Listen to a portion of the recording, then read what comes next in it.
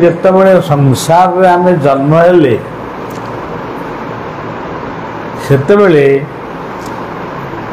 ସେତେବେଳ ଠାରୁ ଆଜି ପର୍ଯ୍ୟନ୍ତ ଗୋଡ଼ ବାଡ଼େଇବା ହାତ ବାଡ଼େଇବା ଠାରୁ ମିଛ କହିବା,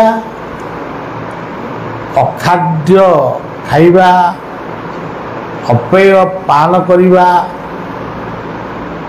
ମନ ଭିତରେ କାହା ପ୍ରତି ହିଂସା, ବାଦ, କ୍ରୋଧ, ପ୍ରତିଶୋଧ ରହିବା, ଏସବୁ ଆମମାନଙ୍କର ଅଭ୍ୟାସ ରହିଛି।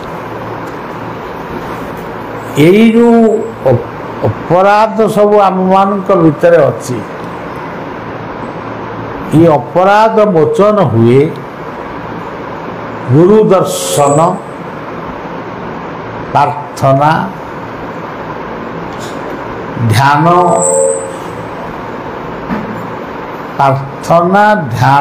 କୀର୍ତ୍ତନ, ସତ୍ସଙ୍ଗ, ଗୀତା ବା ଶାସ୍ତ୍ର ପଠନ, ଏହିସବୁ କାର୍ଯ୍ୟ କଲେ ନାନାଦି ଅପରାଧ ମୋଚନ ହୁଏ।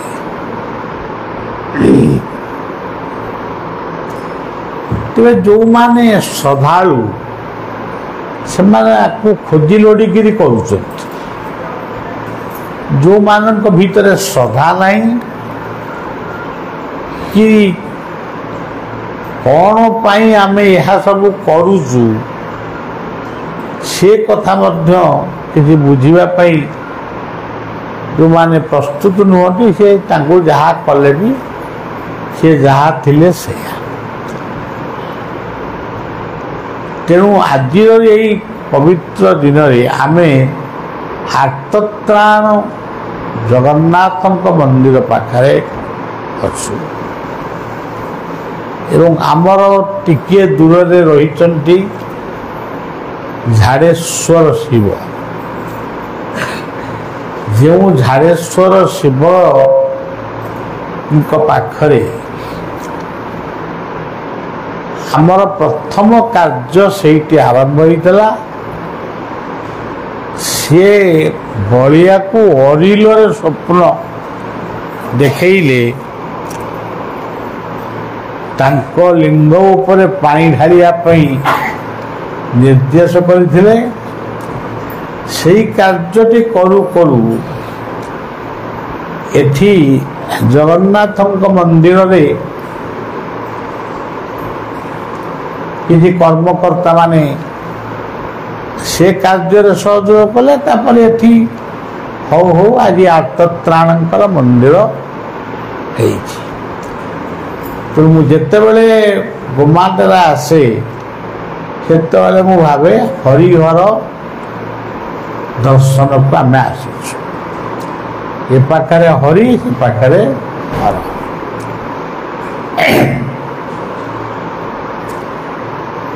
ଆର୍ତ୍ତତ୍ରାଣ ଗୋଟିଏ ଶବ୍ଦ।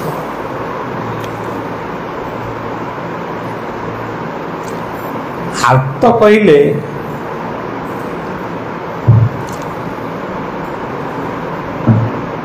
ଯେତେବେଳେ ମଣିଷ ନିଜକୁ ରକ୍ଷା କରିବା ପାଇଁ ଅସମର୍ଥ ହୁଏ, ଯେତେବେଳେ ଦ୍ରୌପଦୀ ନିଜର ବସ୍ତ୍ରକୁ ଦେହରେ ଧରି ରଖିବା ପାଇଁ ବହୁ ଚେଷ୍ଟା କଲା ପରେ ମଧ୍ୟ ଯେତେବେଳେ ସେ ଅନୁଭବ କଲେ ମୁଁ ଆଉ ଏ ବସ୍ତ୍ରକୁ ରଖିପାରିବି ନାହିଁ, ସେତେବେଳେ ସେ ନିଜକୁ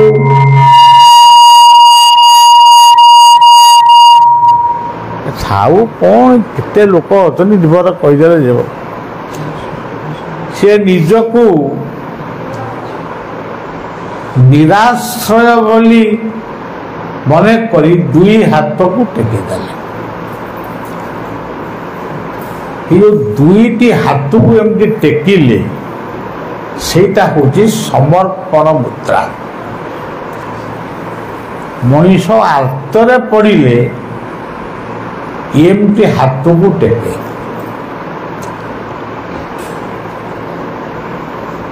ତେଣୁ ଦ୍ରୌପଦୀ ଲଜ୍ଜାରୁ ରକ୍ଷା ପାଇଲେ। ସେଇଭଳି ଭାବରେ ଆମର ସବୁ ବହୁତ ଉଦାହରଣ ଆମର ଅଛି।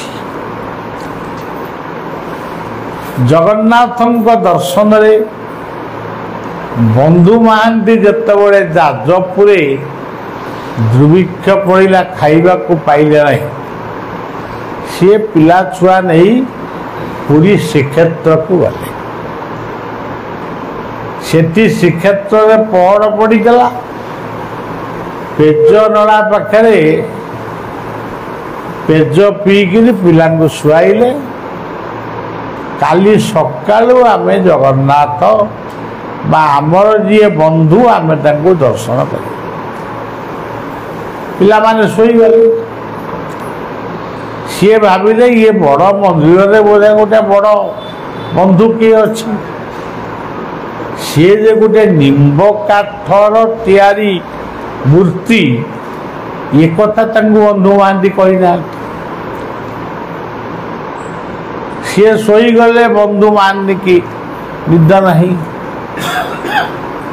ଆମେ ଯାହାକୁ କହୁଛୁ କାଠ ବା କାଠ ମୂର୍ତ୍ତି, ସେ ନିମ୍ବ କାଠରେ ତିଆରି ହେଇଛନ୍ତି। ଆମର ଅନ୍ୟାନ୍ୟ ଧର୍ମ ସମ୍ପ୍ରଦାୟର ଲୋକମାନେ ଇଏ କଥାକୁ ପ୍ରାୟ ଆମକୁ ଅଙ୍ଗୁଳି ନିର୍ଦ୍ଦେଶ କରନ୍ତି, ତମେ ଏଇ କାଠକୁ ବୁଝୁଛ। କିନ୍ତୁ ସେ ଜାଣିନାହାନ୍ତି ସେଇ କାଠ ଭିତରୁ ଗୋଟେ ଦିବ୍ୟ ଶକ୍ତି ବାହାରିଲା। ହାତରେ ଗୋଟେ ପିତ୍ତଳ ସୁନାର ଥାଳିରେ, ସୁବର୍ଣ୍ଣ ଥାଳିରେ ଖେଚୁଡ଼ି ଆଉ ଡାଲମା ଧରି ଡାକ ପକେଇଲା, ଯାଜପୁରିଆ ବନ୍ଧୁ ମହାନ୍ତି ହୋ। ଏ ଯାଜପୁରର ବନ୍ଧୁ ମହାନ୍ତି ତ ମୁଁ ଏକୁଟିଆ, ଆଉ ତ କେହି ନାହାନ୍ତି ଏଠି। ଇଏ ତାଙ୍କ ପାଖକୁ ଗଲା। ଆପଣ କ'ଣ ମୋତେ ଡାକୁଥିଲେ କି? ନା ହଁ। ତମ ନାଁ ବନ୍ଧୁ ମହାନ୍ତି, ଯାଜପୁରରୁ ଆଇଛ ବିରଜାଙ୍କ କ୍ଷେତ୍ରରୁ? ନା ହଁ। ଆମେ ଭାବୁଛୁ ଏ ଲୋକ ଗହଳି ଭିତରେ ଲକ୍ଷ ଲକ୍ଷ ଲୋକ ତାଙ୍କୁ ଦର୍ଶନ କରୁଛନ୍ତି, କିଏ କେତେ କଥା କହୁଛନ୍ତି, ଇଏ କ'ଣ ସବୁଯାକ ଶୁଣିପାରୁଛନ୍ତି? ଆମର ବି ବେଳେବେଳେ ମନରେ ସନ୍ଦେହ ବି ଆସେ। କିନ୍ତୁ ଯେଉଁମାନେ ଗୀତା ପଢ଼ିଛନ୍ତି ସେ କଥାକୁ ଗ୍ରହଣ କରିବେ ନାହିଁ। କାରଣ ଗୀତାରେ କହିଛନ୍ତି ସର୍ବତୋ ପାଣି ପାଦାନ୍ତ ସର୍ବତୋ ହି ଶିରୋ ମୁଖମ୍ ସର୍ବତୋ ଶ୍ରୁତିମାଲୋକେ ସର୍ବମାବୃତ ତିଷ୍ଠତି। ସବୁ ଜାଗାରେ ମୋର ହାତ ଗୋଡ଼ କାନ ନାକ ସବୁ ଅଛି।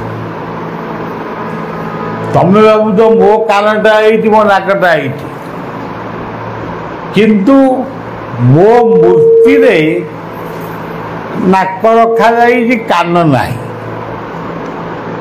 ହାତ ରଖା ହେଇଛି, ହାତର ପାପୁଲି ନାହିଁ। ଆଖିଟା ରହିଛି ଗୋଲାକାର, ଭୁଲତା ନାହିଁ। ତୁମେ ଏଇ ଯେଉଁ କଥାକୁ ଭାବିକିରି କହୁଛ ଇଏ ଗୋଟେ ଖଣ୍ଡିଆ ମୂର୍ତ୍ତି, ଅଧା ଗଢ଼ା ମୂର୍ତ୍ତି,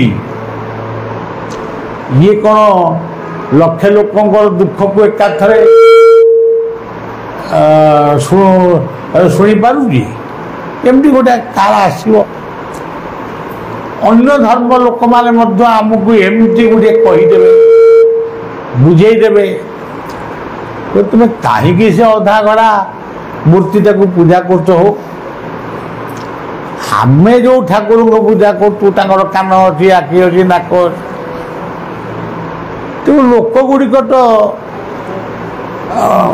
ଲୋକମାନଙ୍କୁ, ସରଳ ପିଲାମାନଙ୍କୁ, ସରଳ ଲୋକମାନଙ୍କୁ ବୁଝେଇକିରି ପରିବର୍ତ୍ତନ କରିବା ବହୁତ ସହଜ। ଯିଏ କିଛି ଜାଣିନି ସେ ଏ କଥାକୁ ନିଶ୍ଚୟ ମାରିବ। କିନ୍ତୁ ଯାଜପୁର ବନ୍ଧୁ ମହାନ୍ତିଙ୍କ ପାଖକୁ ସେଇ ଅଧାଗଢ଼ା କାଠ ମୂର୍ତ୍ତି ଭିତରୁ ଦିବ୍ୟ ଶକ୍ତିଟିଏ ଆସିଲା। ସେ ଦିବ୍ୟ ଶକ୍ତି ତାଙ୍କ ନାଁ ଧରିକିରି ଡାକିଲା। ତାମାନେ ଆମ ପାଖରେ ତ ଆଡ୍ରେସ ଫୋନ ନମ୍ବର ବେଳେବେଳେ ଭୁଲ ହେଇଯାଉଛି, ତାଙ୍କ ପାଖରେ କିନ୍ତୁ ସମସ୍ତଙ୍କ ଠିକଣା ଅଛି। ସେ କହିଲେ ତମ ବନ୍ଧୁ ଇଏ ମନ୍ଦିରରେ କିଏ ଅଛନ୍ତି କି? ବନ୍ଧୁ ମହାନ୍ତି କହିଲେ ହଁ ଅଛନ୍ତି। ସେଇ ବନ୍ଧୁ ମୋତେ ଖେଚୁଡ଼ି ଆଉ ଡାଲମା ଦେଇ ପଠେଇଛନ୍ତି, ତମକୁ ଦେଇ ଆସିବ। ତମେ ଖାଅ ଶୁଅ, କାଲି ସକାଳୁ ଆସି ଥାଳିଟାକୁ ନେବେ। ବନ୍ଧୁ ମହାନ୍ତି ସମସ୍ତଙ୍କୁ ଉଠେଇଲେ। ତାଙ୍କ ମନରେ ବି ବିରାଟ ସନ୍ଦେହ, କୋଉ ବନ୍ଧୁ କାହା ପାଖକୁ ପଠେଇଲେ। ମୋ ବନ୍ଧୁ ତ ଗୋଟିଏ ମୂର୍ତ୍ତି କେମିତି ପଠେଇଲା? ମୁଁ ତ ପିଲାମାନଙ୍କୁ ଭୁଲେଇ ଭାଲେଇକି ଆଣିଥିଲି ସାନ୍ତ୍ୱନା ଦେବା ପାଇଁ। ଇଏ କ'ଣ ଗୋଟେ କହିଲାଣି ଯେ ମୂର୍ତ୍ତି କିଏ ଗୋଟେ ମଣିଷ ମୋ ପାଖକୁ ପଠେଇଛି।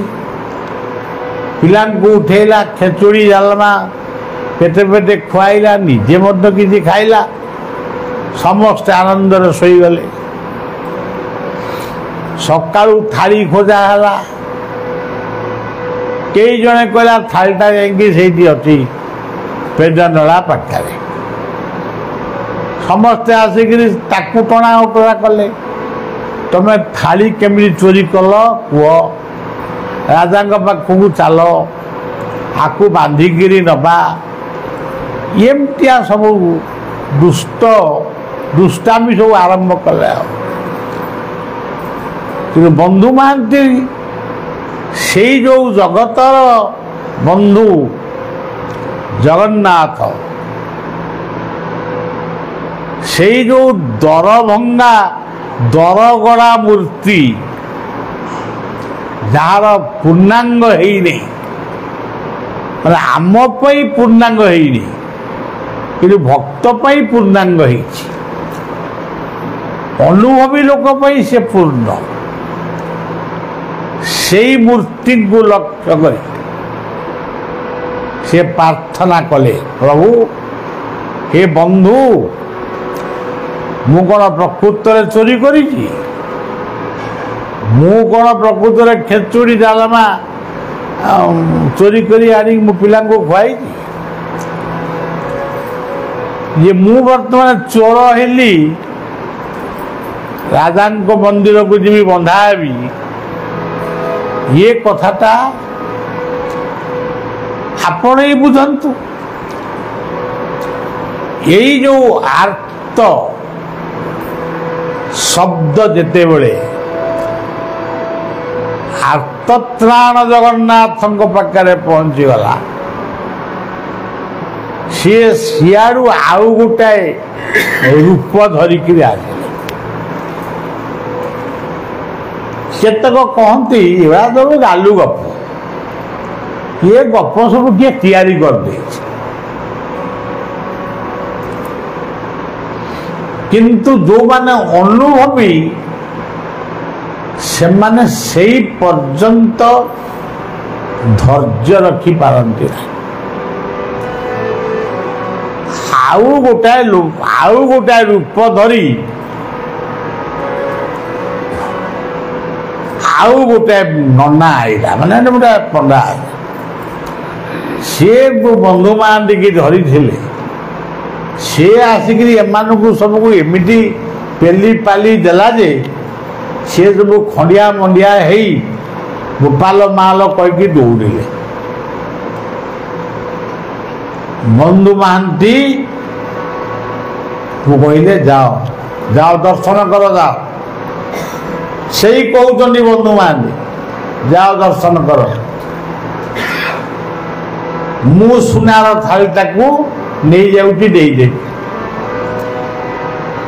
ପ୍ରଭୁ ନିଜେ ସୁନାର ମାୟାର ପ୍ରଭୁ ସୁନାର ଥାଳି ନେଇକିରି ଗଲେ କଇଁଠା ଥାଳିକି, ତାକୁ ଭକ୍ତର ଉଚ୍ଚିଷ୍ଟ ହେଇଥିବା ଥାଳି, ସେ ଥାଳିକି ସେ ଧୁଆ ଧୋଇ କରି ତାକୁ କେଉଁଠି ରଖିଲେ କ'ଣ କଲେ ସେ ବିଷୟରେ ମୁଁ ଆଉ କହିପାରିବିନି। ଇଏ ଗଲେ ସେଇ ଜଗନ୍ନାଥଙ୍କର ଅସମ୍ପୂର୍ଣ୍ଣ ମୂର୍ତ୍ତିକୁ ଦର୍ଶନ କଲେ। ଠାକୁର ଅଭିରାମ ଗୋଟେ ସୁନ୍ଦର ପଦ ଲେଖିଛନ୍ତି, କିନ କଲ ବନ୍ଧୁ ମହାନ୍ତିଙ୍କୁ ବନ୍ଧୁ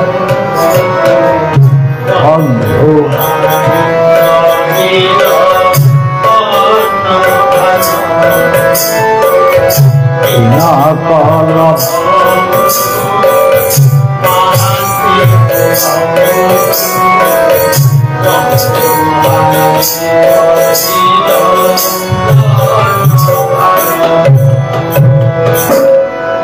ଧରନ୍ତୁ ଏ କଥାଟାକୁ ଜଣେ କହିବ ଏଗୁଡ଼ା କପୋଳ କଳ୍ପିତ କଥା, ସେ ବୁଝେଇ ଦଉଛନ୍ତି ଏଗୁଡ଼ା ତ କାହାଣୀ।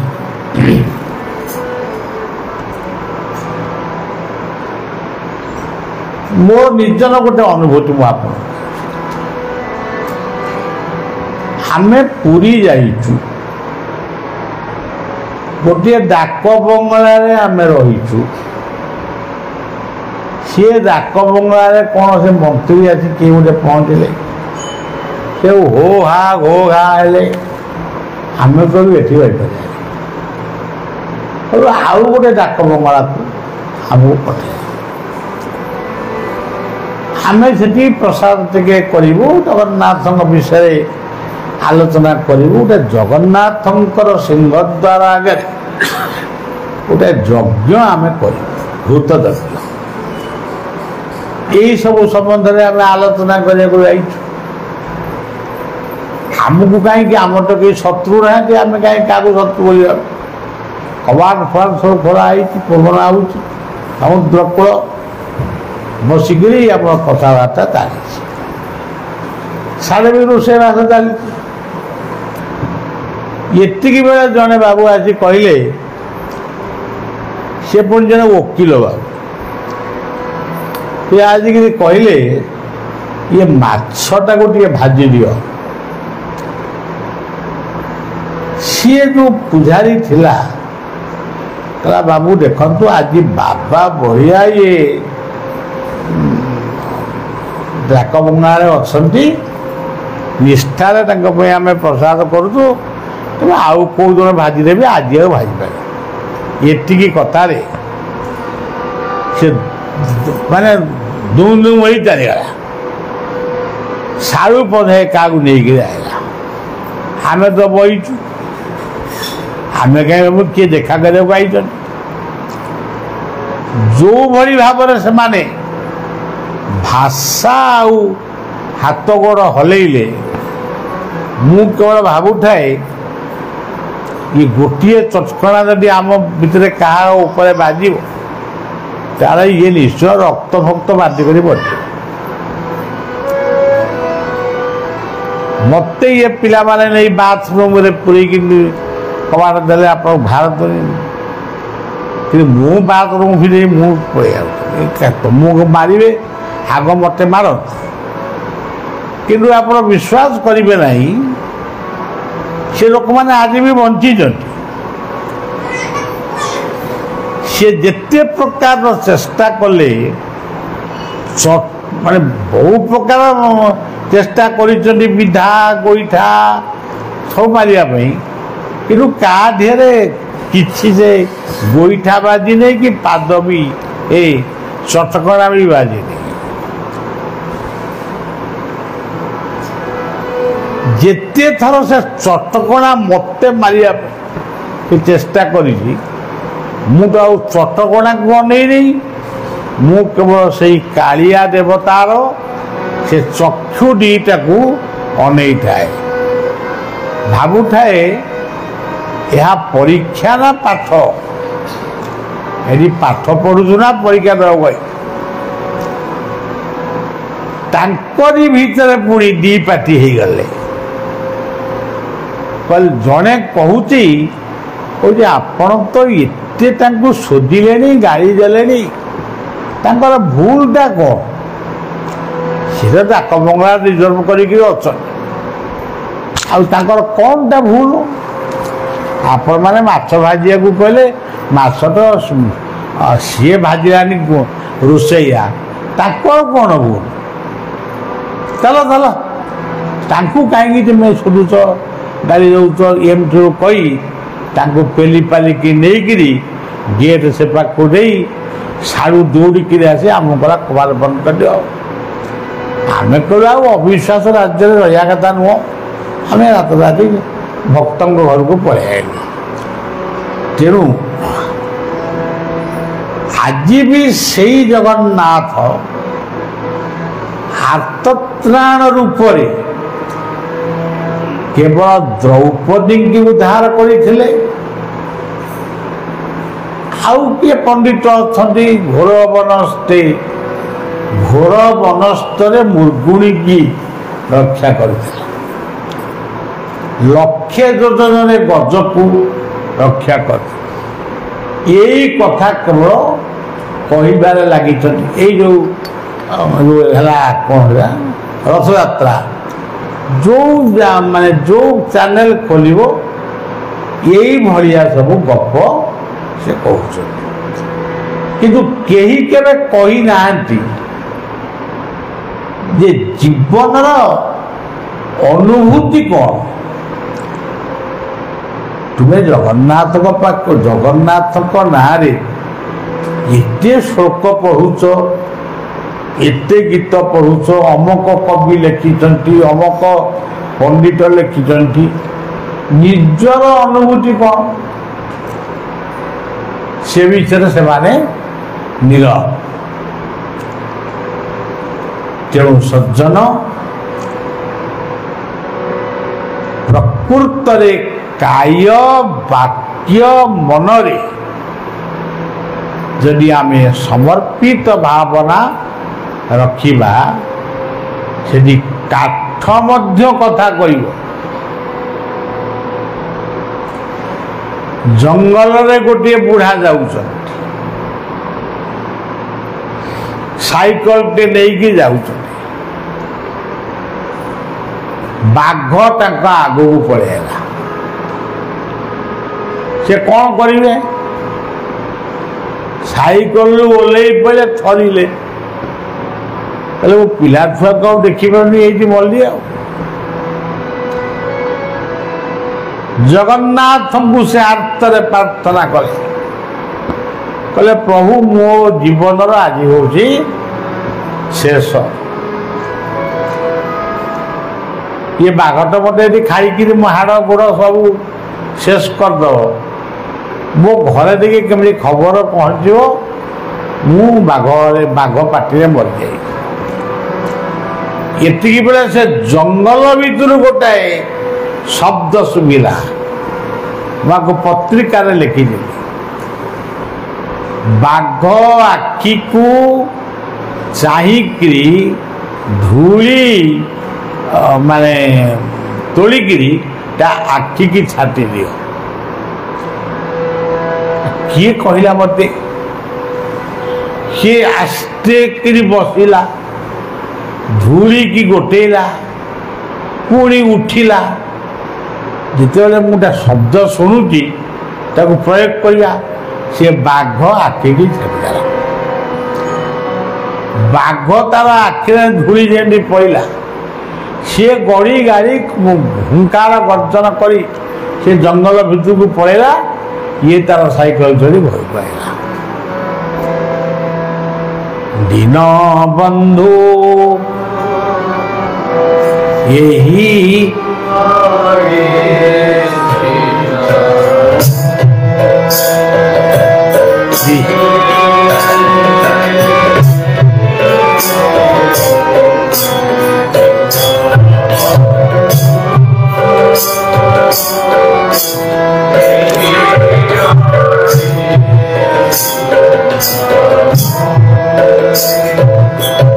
ଶ୍ରୀରଙ୍ଗା କର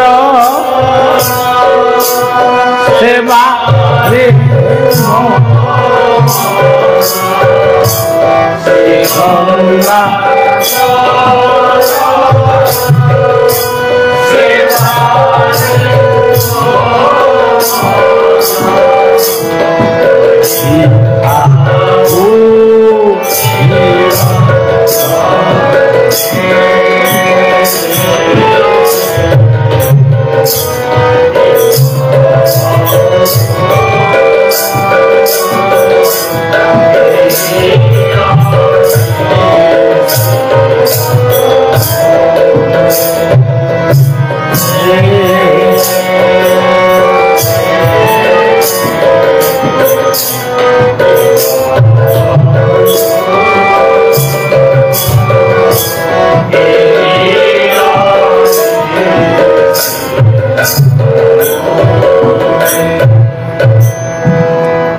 एमती गोटे मनोभाव आमर तैयारी हवा दरकार।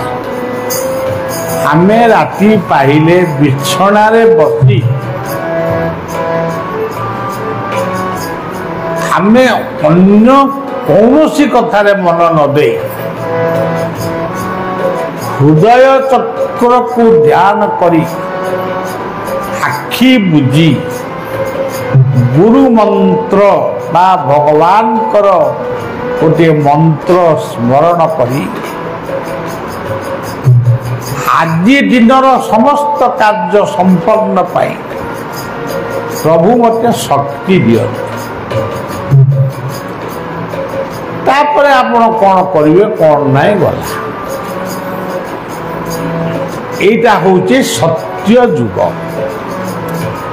तापरे नित्य कर्म करिवे परिवार सुख सुख बुझिवे सेटा होची त्रेतया जुग। भाई भौणी स्त्री ये मान कथा बुझिवे।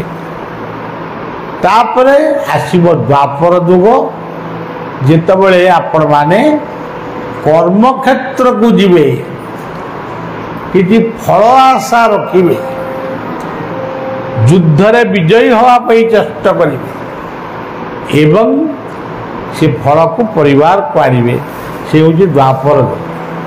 पूरी संध्या आसिला कि राति 10टा बाजिगला गोड़ हाथ धोइबे बिछना को जिबे किंबा गोटे आसन पकई बसी निजर समस्त दुख आज दिनर सबू कथा को समर्पण करिवे सेटा होची कलियुग। तापरे अनंत भई शोले केरा भी समुद्र जदि जीवन रे ये सब कथा किछि न ये भी गोटे क्लास गुरुंक ठारू मंत्र नहीं गले कि स्कूल रे ना लिखे देले के पास करे गुरुंक ठारू मंत्र नहीं गले के शिष्य हो किंतु गोटे सदाचार भितरे जीवन को गढ़िया दरकार।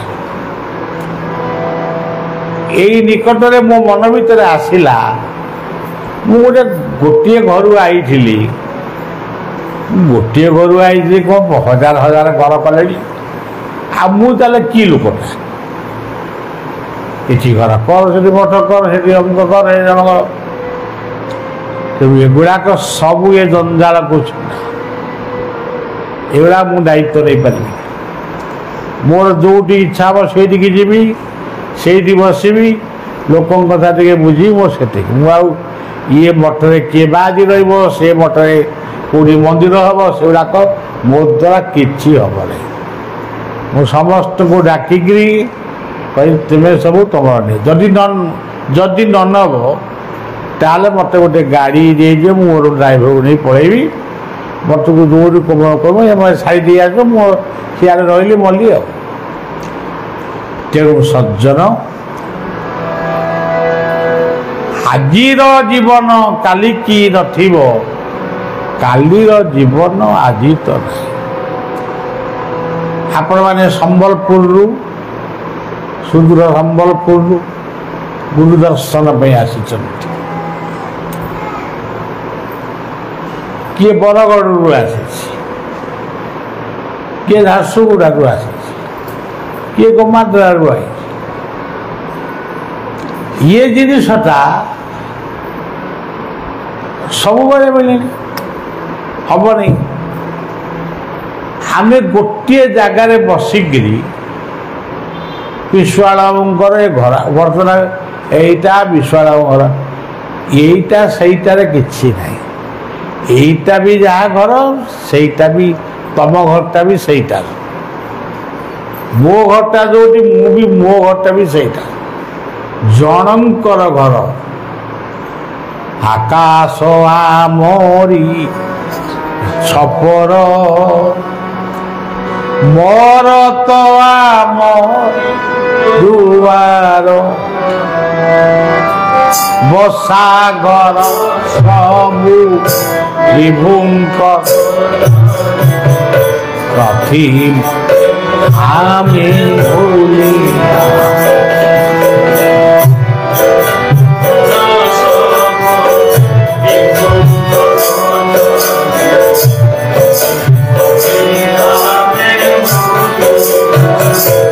ये घरे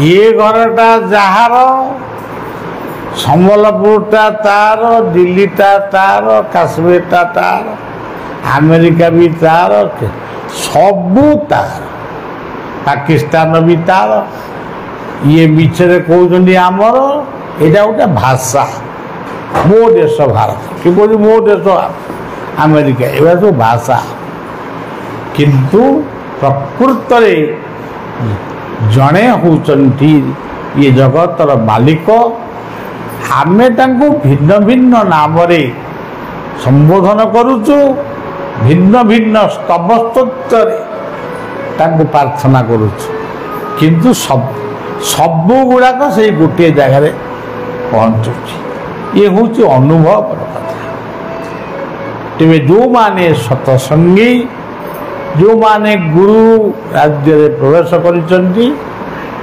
सबु बेले आपण माने मने रखिबे आजिर जीवन काली की नथिबो कालीर जीवन आजिर नहीं आजी जहाँ भाविबे चेष्टा करिवे ताकू आजी भीतर शेष करिवा पाई तेणु सज्जन ये सब जो दुर्नीति फुनीति चलती एगुड़ा सब फाजिलामी कथा ये कौची मो धर्म बड़ से कौची मो धर्म बड़ किए कौची मारी हाणी काटिकी आम धर्म प्रचार करूँ तो धर्म ना कौन मारिबा ना हाणिबा मारिबा ना हाणिबा ना काटिबा किंतु अशोक कहले तरबारी जवाब तो तरबारी हृदय को जय करी हुए ना प्रेम रे जय हुए ये हूँ बुद्ध धर्म कथा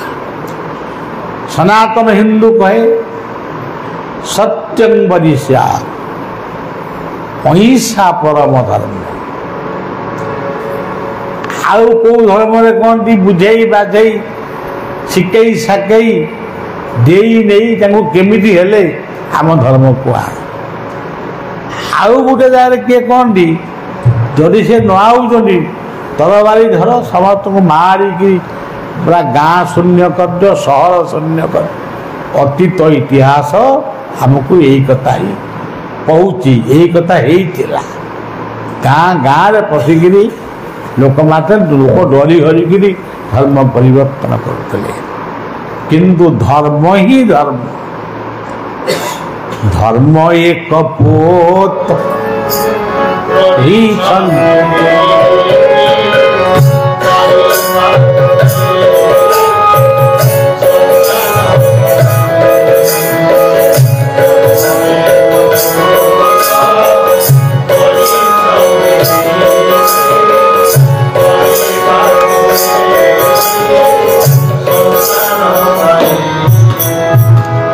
आउ विशेष किसी कहया इच्छा नहीं।